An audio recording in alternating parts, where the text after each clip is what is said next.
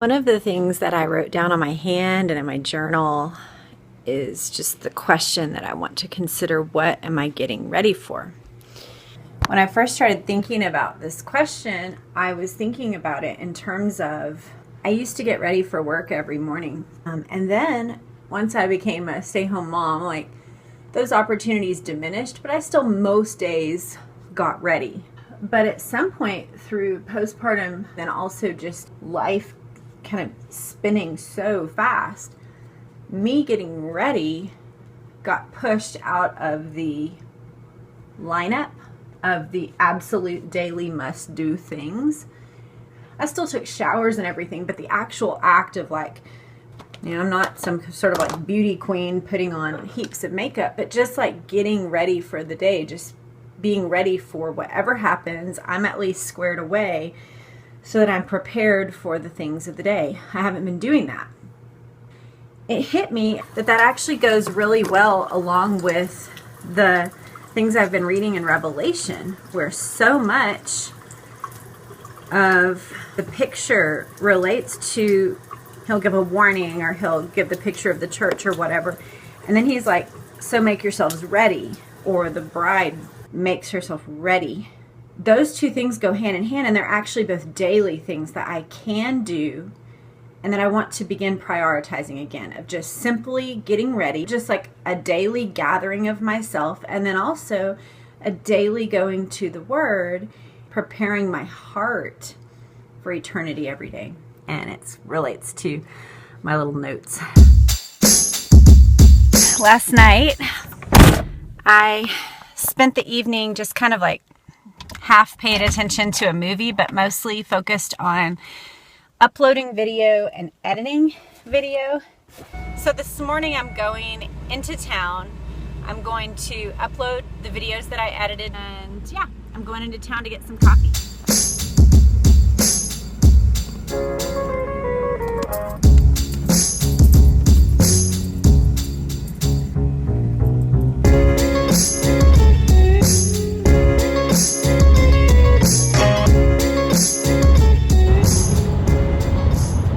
Thinking about the function of friends in our lives and what friendship really means. I've always drifted on the edge of many friend groups and been able to be friends with lots of people, but generally had just a couple close friends that I felt like I could trust. But I have been friends with almost anybody that wanted to be friendly.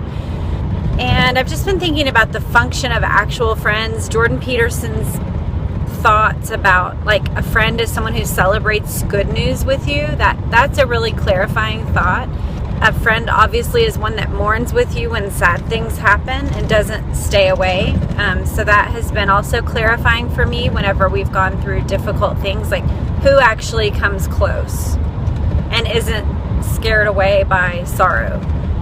Now, sometimes people don't know what to say, and that's not intended to mean that anybody who doesn't come and just hang out with you when you're crying is not your friend, but just that in general, as you go through a season of sorrow, does a friend come close and care for you and sit in your sadness with you? That seems to be a quality of a friend that matters to me. Another quality that has become I've just been thinking about it recently is a friend is someone who observes the world alongside you and then reflects back to you when something is weird or off. And I guess that means you can trust their judgment, or that their judgment kind of comes alongside your own and supplements your judgment. That there's someone who, when you go through something that's off or weird, they can reflect back to you yeah, that was weird, or man, that was an unusual situation. I've just been thinking about the qualities of friendships. I would love if you would weigh in the comments.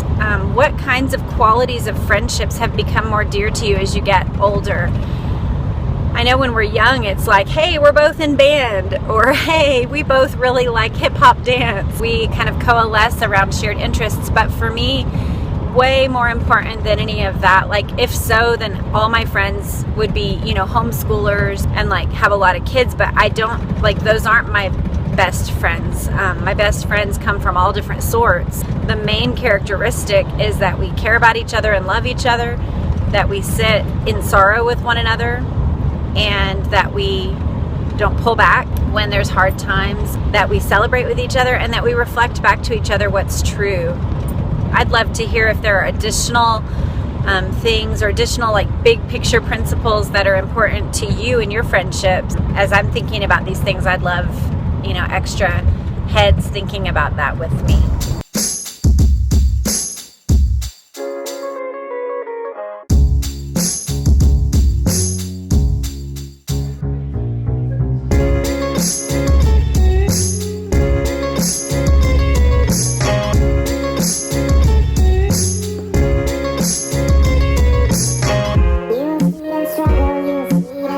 The town I'm in is this adorable little German town where there's just tons of like Texas goodies.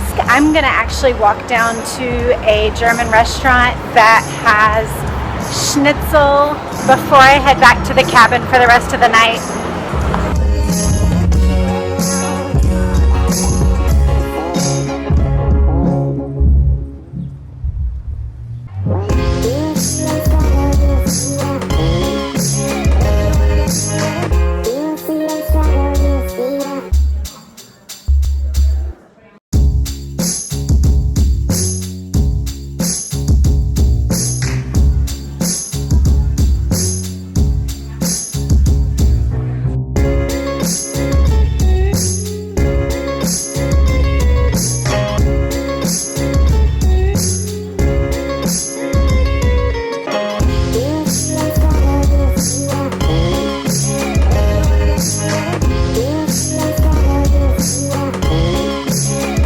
Meal was just right.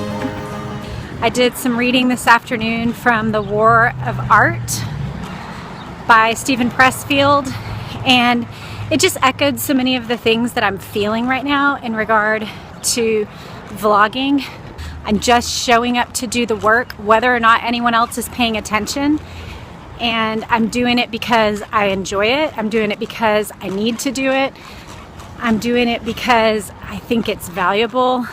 It's the contribution to the world that I'm making right now inside of my daily responsibilities. I am feeling energetic in creativity, and I want to take advantage of that while I have it.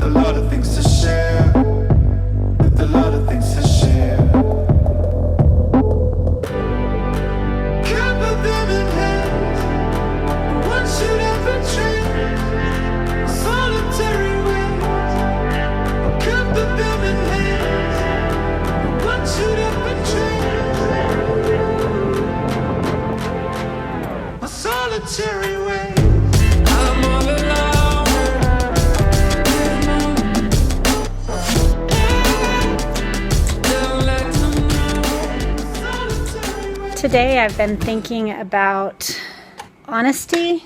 I released a vlog today about living in reality, or that's the title of it, and it's about kind of getting past the notion of always editing every photo to look your best, to be at the best angle, but like just letting photos that you don't like inform your reality so that you're seeing yourself properly. That's the gist. I love transparency that reveals. For example, yesterday I went to a catfish place and I told the waitress that I was thinking about, there was a few different things on the menu that were appealing to me, and so which thing would she recommend? And one of the things that I was going to think about getting was catfish. And she kind of lowered her voice and she said, I'm just going to be honest with you right now. This season, our catfish is not catfish. It's a related fish. It's similar, but it's just not the same. And so if I were you, I would go with, and she made her recommendation. And I just thought, oh, bless you. Like, I love that kind of honesty, especially when it's to one's own detriment or potential harm. The longer I live, the more fiercely committed I am to truth, even when it costs you. I wanted to share about the books that I've referenced during this retreat. The first one, and I've only read little bits of it so far, but it's called Learning in Christ's School. It's one of these Puritan paperbacks. Almost any of these, if you want to get some meaty, rich, thoughtful Christian material, you almost can't go wrong with a Puritan paperback. They are just, a lot of them are either abridged or edited into a more understandable English.